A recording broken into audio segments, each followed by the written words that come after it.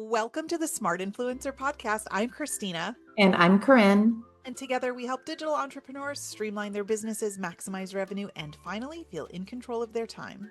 Every week, we share tried and true strategies, proven systems, and expert interviews to help you grow your influence and income without the burnout. So if you're ready to get smarter about how you run your business, you're in the right place. So before we dive in, if you love what you hear, be sure to hit subscribe so you never miss an episode. And if you find today's conversation helpful, make sure you share it with a friend who could use it too. So today we don't have a guest. It's going to be Christina and I chit-chatting because what we wanted to do, since we're super excited about our upcoming summit, is answer some of the questions about what it is and why it's different. Because one of the reasons that we created it, if you haven't listened to our other episodes on it, is we created the event that we haven't been able to find. Like we want to attend this type of event, and I would have been happy to pay someone else to go to theirs, but we couldn't find it. And what we really, really wanted, particularly at this stage of blogging, was to go somewhere where you learn from an expert and you actually do it, right? Like you're able to work with them and understand like what's supposed to happen. And you actually leave it not with just a notebook full of notes, but having actually got things done and like real concrete examples of how to apply what's working at this exact moment in time. So obviously we can't do an implementation phase on the podcast, right? Like we cannot sit there with you and answer your questions. But unlike most of our other chit chats where we just kind of tell you what's working now and talk about some theories and talk about our opinions, today's is going to be much more structured in a step-by-step lesson. And our hope is that you're going to listen to this episode immediately, restart it at the end, and work with it side by side to actually do the steps and act on what you're going to learn here today. And that's close to what you can expect at the summit. Yeah, so little summit mini lesson that you can, kind of see what we have planned. So we're super excited about it. Yeah, Cannot wait for this because it is literally the summit that's built by bloggers for bloggers. exactly. Yeah. So today, what we wanted to talk about was we want to fix your monetization leaks, right? Without doing too much digging. We want to just identify some easier ways that you can fix ways that you're losing money, right? Because we all know revenue today is very unpredictable. Nobody really knows what's going on. There's just so many things in flux. So this just gives you a little something that maybe you can control just a little bit of it. Right. So, what is the one place right now where you are not making as much money as you can because you just haven't paid attention to it? Mhm. So, we're going to start with one thing. And then, if this works and you see the effect of it, hopefully you replicate it and you like Yep. catch up all of the leaks in your business. So So, what's important here is don't try to fix everything right now. We're right. fixing one thing. It's a baby step. It's a small bite, the charcuterie board of things we can fix. But it will be a big win because we're going to look for the biggest leak. Mm-hmm. So, Yep. okay. So step one, right? We need to like we're going to break this down into steps for you to make it simple. Um, Readers are typically coming to your site through one main door, Right. right? We have one particular place where most readers, the 80-20 rule, right? We all know 80% of your traffic comes from 20% of your content. It's just Pareto's principle. Exactly. So think about that. What is that one main door where, So go into Google Analytics. We're giving you permission to open it up, but with very clear guidelines. yeah, Go into Google Analytics, go search for what your biggest traffic source is, and you pick the timeline. I always like to do a year so we kind of flush out seasonality. But if things yeah, have really dramatically changed for you over the year, you might be looking at the last month or the last, 90 days. So you know your business. But go in, look at that timeline, and we are looking at traffic sources, specifically traffic source. Don't get lost in the data. Like that is the biggest lesson today. We yeah. are not doing a data deep dive. We are looking for one piece of information. Who is at the top? Who's sending you the most traffic? Is it Google? Is it Pinterest? Is it Facebook? Is it email? What is it? Or is it a specific post, right? We're not mapping your entire site, just the Right. path that most people take. Right. So go find that one nugget. Notice we said one nugget. Can we emphasize that a little bit more? Yeah, Just one. because I am that person that will, once I get in there, I'm like, well, if one is good, five is better. We both are. We both are. So yes, please, So I'm reminding myself in this to process. make this a manageable task, we're Yeah, only looking at one thing right we now. can rinse and repeat later. Yes. Okay. So then once you've found that, right, step two is going to be figuring out the drop off point, right? That's what we're looking at now. Because once someone lands on your site, there's really only four things that need to happen. They're going Hmm. to arrive, right? Like they're landing on a page. That's automatic. They've come, they've arrived. So they're landing on a page. Then they're going to ideally engage. So they're going to read, they're going to scroll, they're going to click on something, but engagement is like that next piece. Then direction. And then this is where you're telling them what to do next, right? Like you've got to guide them by the hand and Yeah. lead them through your site or to whatever it is you want them to do. And four is action, where they actually do it. Whatever it is you asked them to do, they actually take that action. Yeah. And I think what's important to note here between these four steps is you have different levels of control, right? So for arrival, you have a little bit of control, right? You Right. can help, write good keyworded posts to get them to arrive to your site. But like them getting there actually relies a lot on the reader. Engagement, you have a little bit more control, but not too much. Direction, you've got a lot of control. Right. So you've got to just realize where your control is there. But the big insight here, and this is kind of like I think one of the aha moments, is most monetization problems on your site don't come from traffic, right? They come from a break between these four steps, Right. right? Between Between arrival two of and the steps, yeah, it's going to yeah, be they arrived, they didn't engage. They engaged, but you didn't tell them what to do next. yep, Or you told them what to do and they didn't act. That's the leak that yep. we're looking for. And that's what we want you to identify here. So we need to figure out where the leaky bucket is. Is it in step one, between steps one and two, between two and three, between three and four? Right. That's what we're looking for. So this is going to take a little bit of analysis and a little bit of digging to figure it out. And this is where you're using things like time on page, you're using things like heat maps, you may be using something, the engagement rate on your page to actually see what people are doing and where they're going. Right. So in step three now, we're looking for that leak and we're looking for like things we can observe to figure out why this is occurring, Mhm. right? So from arrival to engagement, we know they've landed, right? Like traffic is a whole different issue. That's why we're not looking at traffic right now. We're looking at where the break in the system is. So they've arrived, we need them to engage. That is the next step. Mhm. So open up your most popular post, or the post that is the highest post from your biggest traffic driver, right? Open it up and ask yourself these questions. Does this page clearly match what someone was looking for when they arrived? So if Mhm. it's Google, for example, if you know they came from Google, go into Search Console and see what terms people are using for your biggest search term. Is that what that post is delivering? If it's a pin that's sending it, and you know you've got a really popular pin that does well, is what's shown in that pin and is the pin title and the pin description, is that what they're getting when they land on your site? Mhm. Right? So if they see just the first screen, is it obvious immediately that they are in the right place? If Right, not, because they're going to bounce. they're going to bounce, right? And this is something where you need to remove yourself. And I always say this in a lot of episodes, but you have to remove yourself from the equation because you might be thinking, yes, I've crafted the most perfect post. Like it is so perfect. I put so much work into this. You might need to ask somebody else, like a trusted friend or, somebody you could trust to give you the hard information that you may need to hear. Is Right. it actually, are you giving the reader what they want, right? This is not judgment, it's just information. We want to help you identify that leaky spot in your system. And I'm going to pause here a second to like give you details on this again, because we want you to listen to this and actually do the steps. So for this break, arrival to engagement, how are you finding it? So let's say you went into Google Analytics, you found your top traffic driver. Let's say it was Pinterest.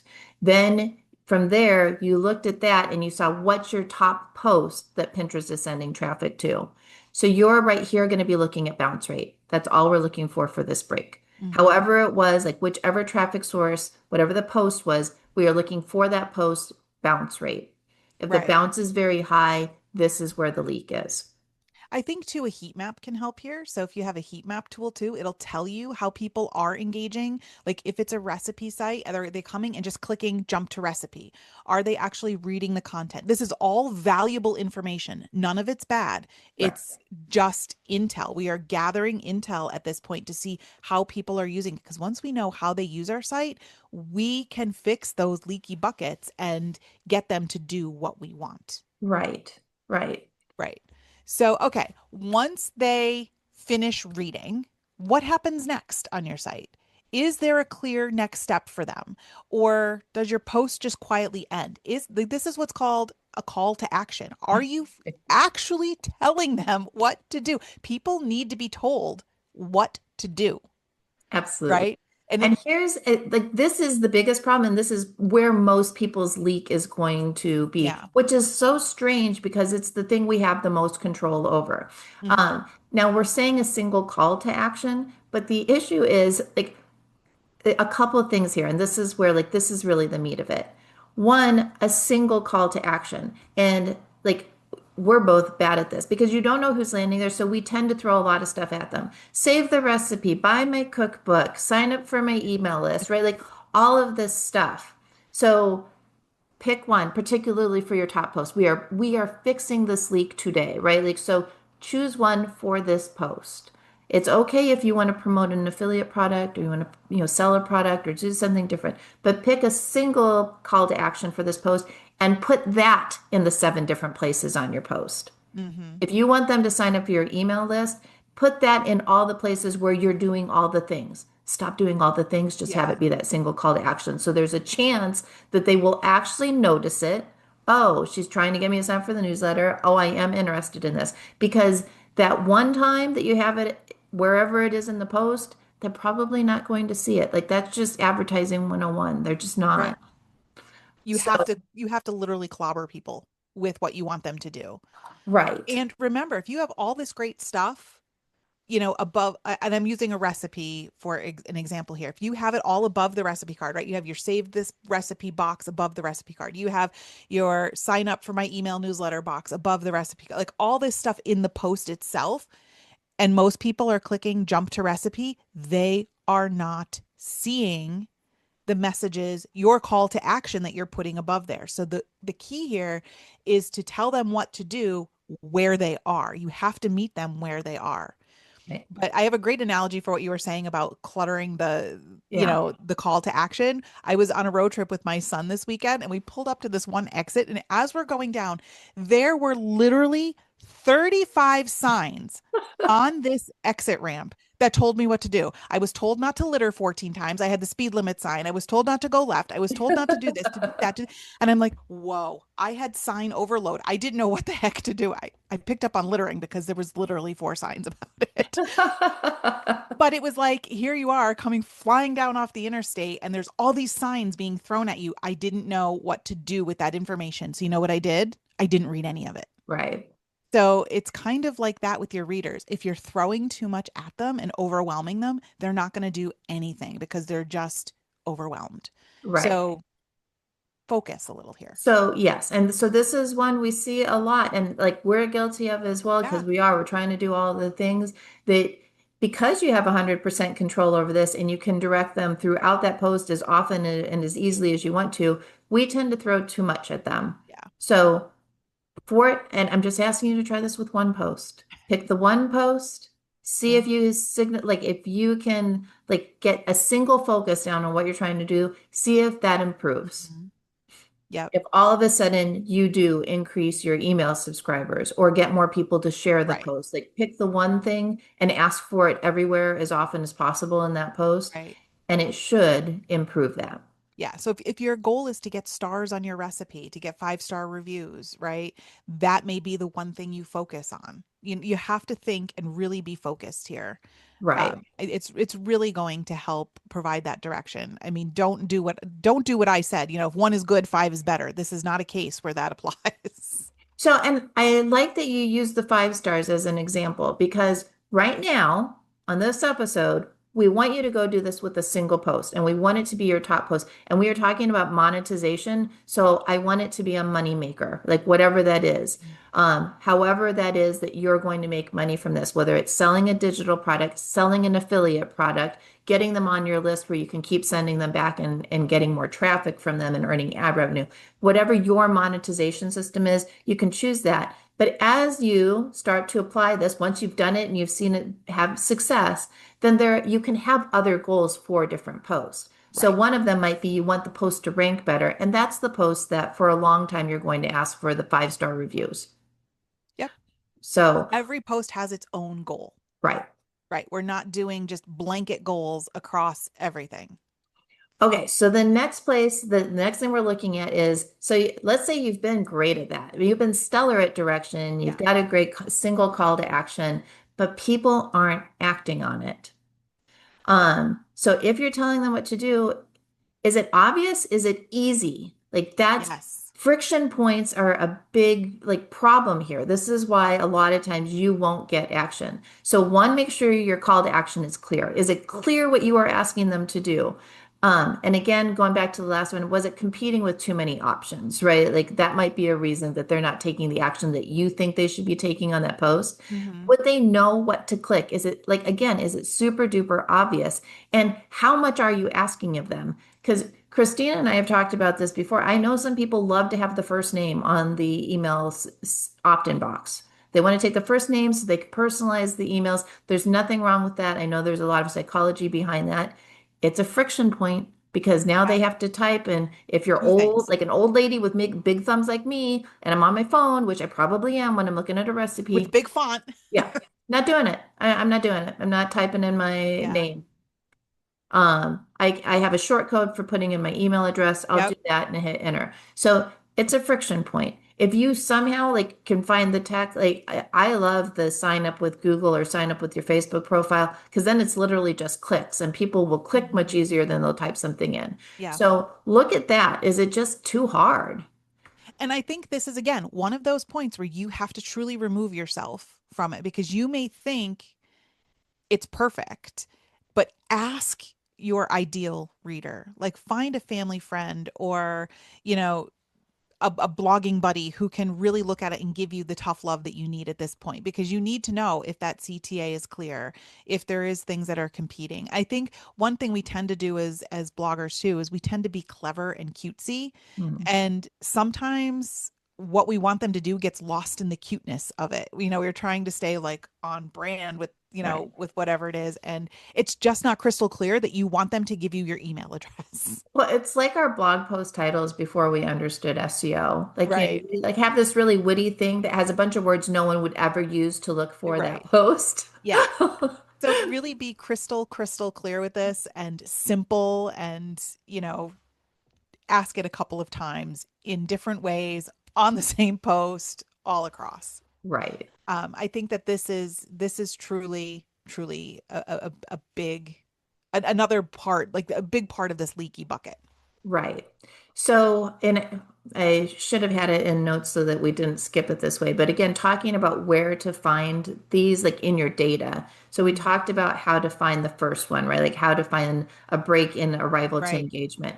Engagement to direction, you're not really going to know what, like that's you, right? Because you have 100% control over direction. So you've just got to look at that post and determine if it's there. But then when it comes to direction to action, that you're going to look, and this is going to depend on what the act, what the call to action was. But like if it's sign up for my newsletter, go Which it look should in, never be. It should never be those words. right? It should never be those words. But we'll talk about that in a moment. Finish your thought. But go look in your email service provider and look at those stats and see, like, because you have your traffic number, you know how many people monthly show up on that post or how many views it gets.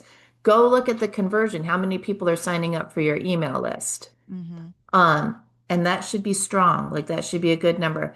We should probably pull industry averages for this, but actually I like Perplexity for this, but use Perplexity, go find out industry averages Yeah. for your niche, to find out whether your 5% conversion is strong or not.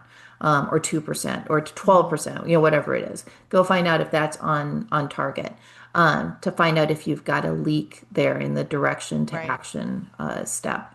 And thinking about that, going back to what I said where I interrupted Corinne, nobody ever wants to sign up for a newsletter. It is not your goal in the morning to get up and go sign up for newsletters, Yeah. right? Nobody wants that. Nope. Please, if you have that as your call to action, if you do anything today, remove that. Yeah. Change it.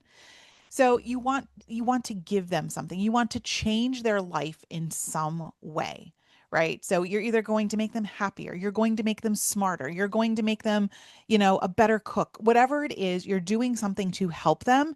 They're not signing up for a newsletter Right. because nobody comes to our site with the goal of signing up for a newsletter. They Well, I think want, actually hidden in that message is like really the real lesson of the call to action is what is your promise? What yeah, is your promise to them? How, like you said, how are you making their life yeah, better? What pain point are you solving for them? Because that's what they woke up. They woke up thinking, I'm going to end today a better version of myself. yep. It's part And of how that happens. there's a marketing saying that goes, sell the sizzle, not the steak. Yeah, Right. So while the end goal is to get them onto your newsletter list, you have to do that by selling the sizzle. Like, what is it that they truly, truly want? That's what you're giving them to get them on that list. So you right. need to think about what that opt-in is. The opt-in should not just be getting onto your newsletter. They have to be getting something in Exactly. return that's going to help them. So that's probably a whole call in and of itself. So, with all of that in mind, though, Yeah. I know we just walked through all the breaks and all the places. If you've looked at your post and you're like, oh, it's kind of all broken, again, we are focusing on one thing. If it Yep. truly is all broken somehow, if it truly is all broken, fix the first thing, right? Like, because if they aren't engaging, we're not getting to the other things. So we are only, I can't say this enough. I'm just one thing. We are doing And we're one saying thing it, today. Yeah. we're saying it to hold each other Yes. accountable. It's more for us. It's Yes. truly a good thing, though, I think, if you identify that all the steps are broken, Yeah. because there's so much potential there for you, Right. Like then you've got right? a lot of money that's coming your Right. way. You found several broken parts. You're going to see a much bigger impact, I think, in the Exactly. end, rather than somebody who just found one little tweak to make. So we're not trying to fix everything. Nope. Um, you're you're going to choose one of these statements that feels the Yep. most true. People read but don't click, Or they land, but they don't stay. or they click but they don't convert. Right. So really think about those and pick the one that feels most obvious for you, right? Not the one that you wish wasn't true, Right. right? But the one that feels obvious. Right. Do you need And us to that's say what them again? yeah. Just the one. Read but don't click, land but don't stay, or click but don't convert. Yeah. So actually, we probably have those out of order.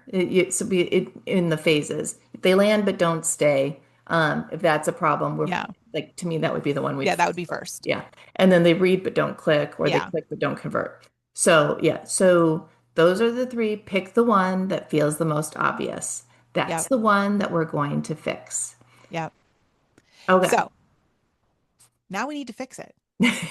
Exactly. This is the doing part for This us. is the Yeah. doing part. This is the one thing. So if you get to this part, that's great because you know what you're going to fix and what you're going to try. So maybe it's adding a clear one line, call to action in there.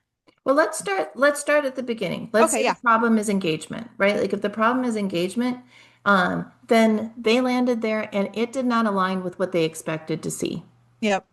So make it clear. This is where we're going to maybe do it. Like, and depending on, like, I'm not trying to give you SEO advice here, right? Like, we're fixing a problem on the site. So maybe tweak the title if the title's somehow not aligned with what the content is supposed to be. Maybe, but if you've got an SEO issue with that, not. But like, first line, like, there should be something, either an image or that summary at the top, something that lets them know this is exactly what it is.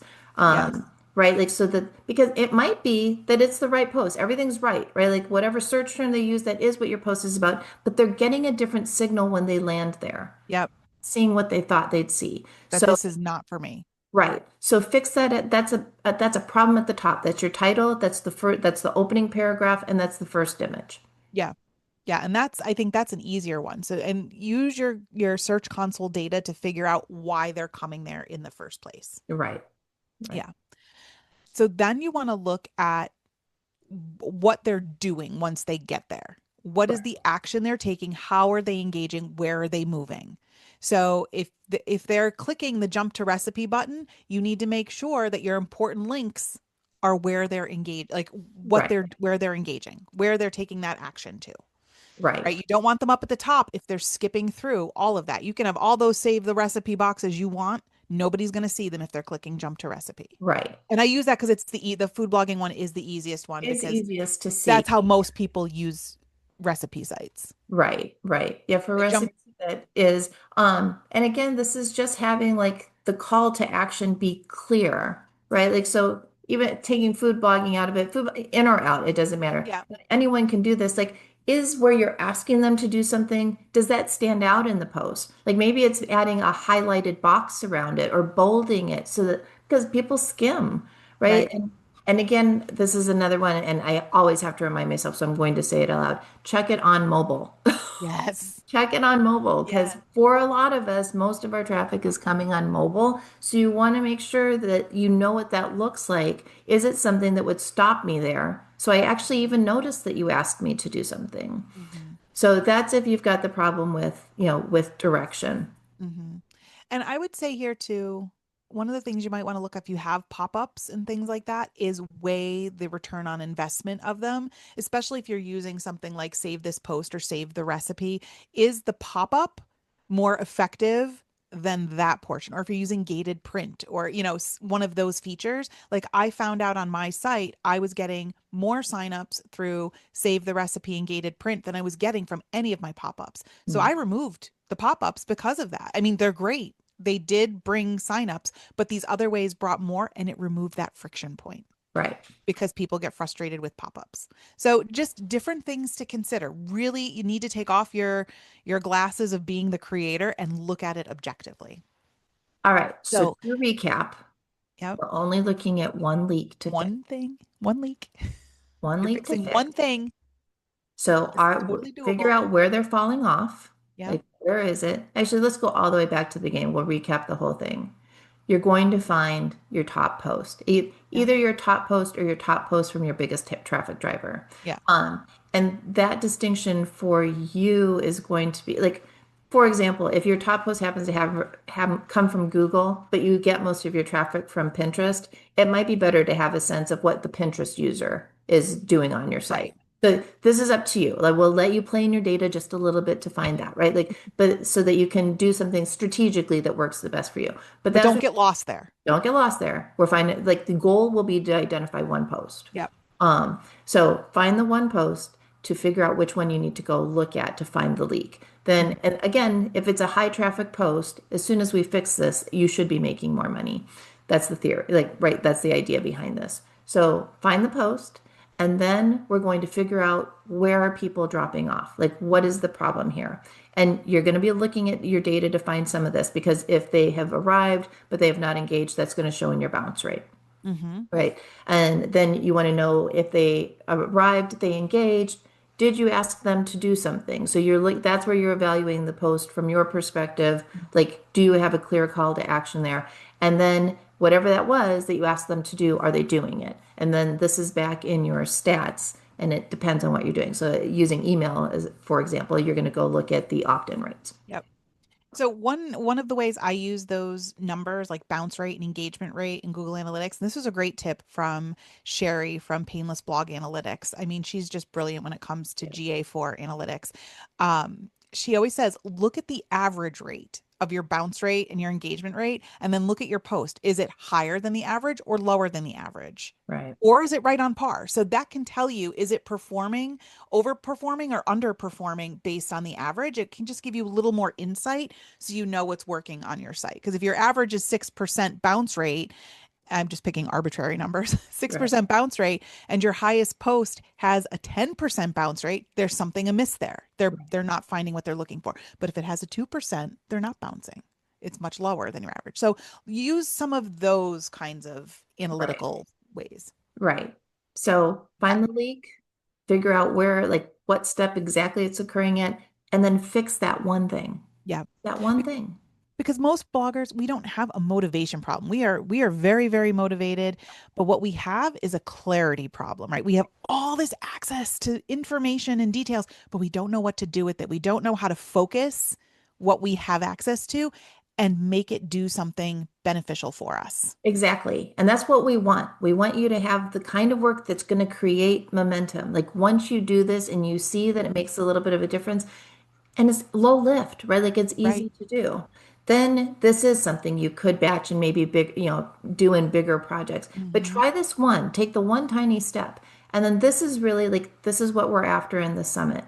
At the summit, what would be different was this would be slightly longer. Like we talk, the lesson would be longer. We'd be having slides, right? Like it's a podcast, obviously, so we couldn't use a lot of the visuals. But you'll have all the slides. We'll be working through ideally like with a workbook of some sort, and then we're going to take as much time as we Yep. just spent teaching it, implementing it with you. So for you that are there, that like if you're sitting there, well, this is my call to action. How do I go measure this? Your mentor would be there to answer it for you, right? Like we could just answer it for you in real time. So that's what this whole, like half of the instructional time is actual implementation time. Because that's what we wanted. We wanted people to come to learn, to do, and to really understand so they could take it back to their business. Right. That's why we're super excited about it. That's why we're passionate about it. We hope that you're able to join us there because we're excited. We think it's going to be a great event and a meaningful one. We're not looking to waste anybody's time. Because So, you're not just a creative, you're an entrepreneur. So we want you to start thinking like an entrepreneur. And if you had a manufacturing business or a restaurant, you would be able to really identify these leaky right, parts of your business and plug those holes. We are the exact same person, except our leaks are a little different, right, right? So it's finding those leaks and just putting in that plug and fixing it and then moving on to the next. exactly. You've got this. I mean, it's as simple as that, right? So we want you to walk through it. If you're struggling with it, shoot us an email. Let us know.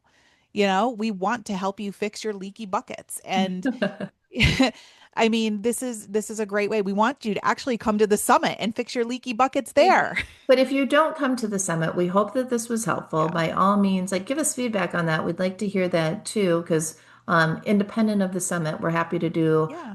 more podcast episodes like this if it's helpful.